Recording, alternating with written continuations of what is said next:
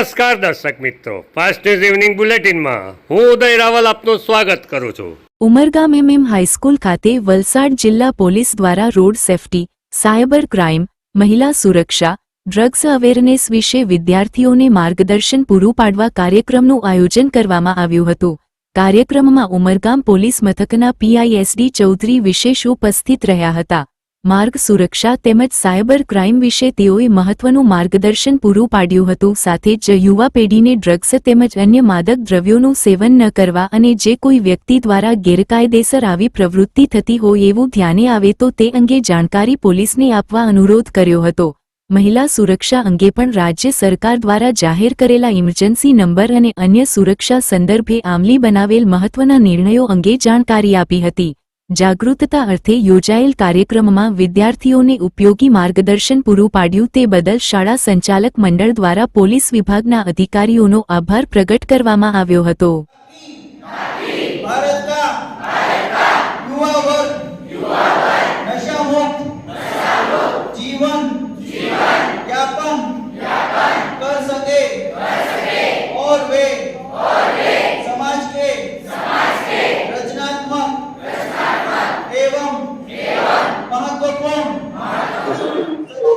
કચ્છ જાન્યુઆરીથી 31 જાન્યુઆરી સુધી સમગ્ર રાજ્યમાં રોડ સેફટી મંથનું આયોજન કરવામાં આવેલ છે।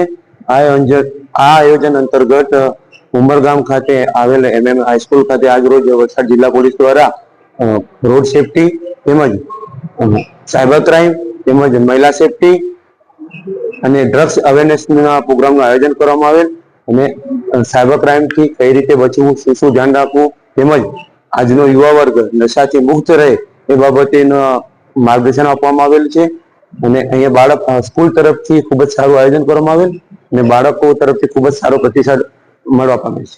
ઉમરગામ તાલુકાના ધારાસભ્ય રમણભાઈ પાટકરે આજે સોમવારના રોજ મામલતદાર કચેરી, તાલુકા પંચાયત કચેરી, નગરપાલિકા કચેરીની મુલાકાત લઈ પ્રજાના પ્રશ્નો સાંભળ્યા હતા। મામલતદાર કચેરી ખાતે વારસાઈ, પુરવઠા વિભાગને લગતા પ્રશ્નો નો નિકાલ લાવી કચેરીમાં પારદર્શક વહીવટ અને પ્રજાલક્ષી અભિગમ અપનાવવા અધિકારીઓને સૂચના આપવામાં આવી હતી। ત્યારબાદ તાલુકા પંચાયત કચેરી ખાતે આવાસ 15માં નાણાપંચ અંતર્ગત થઈ રહેલી કામગીરીની સમીક્ષા કરી જરૂરી સૂચનો કર્યા હતા। આજની કચેરીઓની મુલાકાત સંદર્ભે ધારાસભ્ય રમણભાઈ પાટકરે મીડિયાને વિસ્તૃત જાણકારી આપી હતી।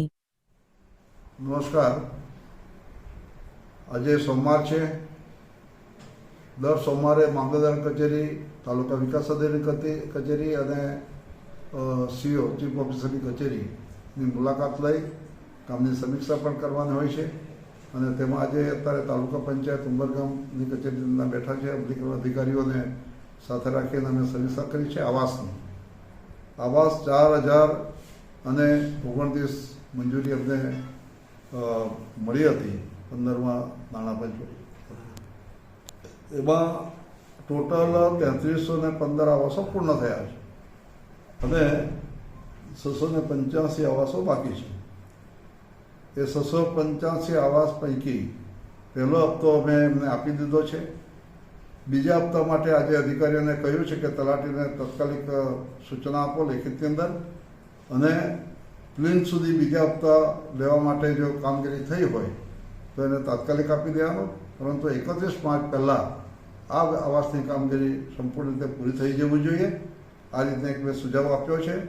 ત્યારબાદ આ ચાલુ વર્ષમાં કેટલી મંજૂરી છે તો સરકારે અંદાજિત આંકડો 7000નો ઉમરગામ તાલુકો ટ્રાઇબલ વિસ્તાર હોવાને કારણે આપવામાં આવેલો છે, જેમાં 29,000 ટોટલ ઘર છે। એમાં કાચા ઘર હોય, સ્કોર પ્રમાણે નિયમમાં આવતા હોય એવા 7000 ઘરોનો આંકડો નક્કી કરેલો છે। અમારા પ્રધાનમંત્રી આવાસ યોજનામાંથી મળે છે, આવાસ અમારા હળપતિ ગૃહ નિર્માણ બોર્ડમાંથી પણ મળે છે, આવાસ અમારા બોર્ડર વિલેજ યોજનામાંથી પણ મળે છે અને પંડિત દીનદયાળ ઉપાધ્યાય યોજનામાંથી પણ આવાસ મળે છે। પણ આ બધા આવાસની રકમ એકની એક છે અને હવે લોકો પણ જાગૃત થયા છે કે પોતે પોતાના આવાસ લેવા માટે સરળતાથી એ અમને મળે એવી અપેક્ષા રાખે છે। 15માં નાણાપંચની પદ્ધતિ કેટલી છે તો ટોટલ 2077 કામો મંજૂર થયેલા હતા। તાલુકા કક્ષાએ, જિલ્લા કક્ષાએ અને ગ્રામ્ય કક્ષાએ જે નિયમ પ્રમાણે પૈસા પડવાય છે એમાં, અને એની કુલ રકમ 44 કરોડ રૂપિયા જેટલી થાય છે. આ પૈકી આ ગ્રાન્ટ સાથે અત્યાર સુધી અમે 1182 જેટલા કામો પૂર્ણ થયા છે અને 895 કામો બાકી છે. સદર કામો પણ તાત્કાલિક નાણાકીય વર્ષ પૂરું થાય તે પહેલાં થાય એ રીતની સૂચના અધિકારીઓને આપવામાં. દમણના ડાભેલ ઔદ્યોગિક વિસ્તારમાં આવેલી 2 કંપનીઓમાં ભીષણ આગ લાગી હતી. કંપનીઓના ભરચક વિસ્તારમાં આવેલી 2 મોટી કંપનીઓમાં આગ લાગતા જ દોડધામ મચી ગઈ હતી. પ્રથમ ટોટલ પેકેજિંગ નામની એક કંપનીમાં આગ લાગી હતી. આ કંપની પ્લાસ્ટિકનો સામાન બનાવે છે. આથી કંપનીમાં મોટી માત્રામાં પ્લાસ્ટિકનો તૈયાર અને કાચો માલ સંગ્રહ કરેલો હોવાથી થોડી જ વારમાં આગે મોટું સ્વરૂપ ધારણ કર્યું હતું. આ સાથે જ કંપનીમાં કેમિકલના જથ્થો ભરેલા ડ્રમ હતા, જેમાં પણ આગ લાગતા આગ બેકાબૂ બની હતી અને આ ડ્રમ બ્લાસ્ટ થતાં કંપનીના મોટા ભાગમાં આગ પ્રસરી ચૂકી હતી. આખી કંપની આગની જ્વાળાઓમાં લપેટાઈ ગઈ હતી. કંપનીમાં લાગેલી આગની જ્વાળાઓએ બાજુમાં આવેલી અન્ય એક કંપનીને પણ ઝપટમાં લીધી હતી. બાજુમાં અન્ય કંપનીઓ પણ આવેલી હોવાથી આસપાસની કંપનીઓના સંચાલકો અને કામદારો પણ દોડી અને બહાર નીકળી આવ્યા હતા. ઘટનાની જાણ થતાં જ પ્રથમ દમણ ફાયર બ્રિગેડની ટીમ સ્થળ પર પહોંચી હતી, પરંતુ આગનું સ્વરૂપ જોતા વધુ ફાયર બ્રિગેડની ટીમોની જરૂર જણાતા દમણ ઉપરાંત દાદરા નગર હવેલી, સરીગામ, વાપી, વલસાડ સહિતના ફાયર બ્રિગેડની ટીમો સ્થળ પર પહોંચી અને આગ પર કાબૂ મેળવવા પ્રયાસ કર્યા હતા. પેકેજિંગ કરીને ઇન્ડસ્ટ્રી છે, એમાં એક ફાયર થયું છે અને શોર્ટ સર્કિટના હિસાબે ફાયર થયું છે. ફાયર થતાં જ એમને દમણ ફાયર બ્રિગેડને જાણ કરી. વિધિન 5 મિનિટમાં ફાયર બ્રિગેડ આવી ગઈ. વાપી નોટિફાઈડની ફાયર બ્રિગેડ આવી ગઈ. વેલનોન અને આરતીનો પણ સપોર્ટ રહ્યો અને ઓલમોસ્ટ કાબૂમાં આવી ગઈ છે. આ 2 કંપનીમાં આ ફાયર થયું. પેકેજિંગ ઇન્ડસ્ટ્રીઝ હતી અને બીજી મોલ્ડિંગ ઇન્ડસ્ટ્રીઝ હતી. બંનેમાં ફાયર છે અને ઓલમોસ્ટ અત્યારે ટોટલી શરૂઆત તો હવે જાણવા નથી મળ્યું. હવે તમે જ્યારે ખબર પડે કે ઓનર છે એમને પૂછીએ ત્યારે ખબર પડે. અમારી ડીઆઈ ટીમ પણ અહીંયા હાજર છે અને ફૂલ સપોર્ટ છે એમને. કોઈ અંદર હતું પણ નહીં, બધાને બહાર કાઢવાનો ઘટાડો એવો કે ટોટલ પેકેજિંગમાં પહેલે આગ લાગી. ટોટલ પેકેજિંગમાં આગ લાગવાથી પછી ત્યાં કેમિકલના ડ્રમ હતા એ ફાઈટા એનાથી બાજુમાં પકડી લીધી. પરિસ્થિતિમાં તો બહુ ભયંકર છે. ટોટલ માલ એમાં ભરેલો છે, ગોડાઉન, દાણા, તૈયાર માલ. ફાયરની ટીમ તો લગભગ વલસાડથી, સેલવાસથી, ટોટલ વાપી કંપની વાળી બધી છે.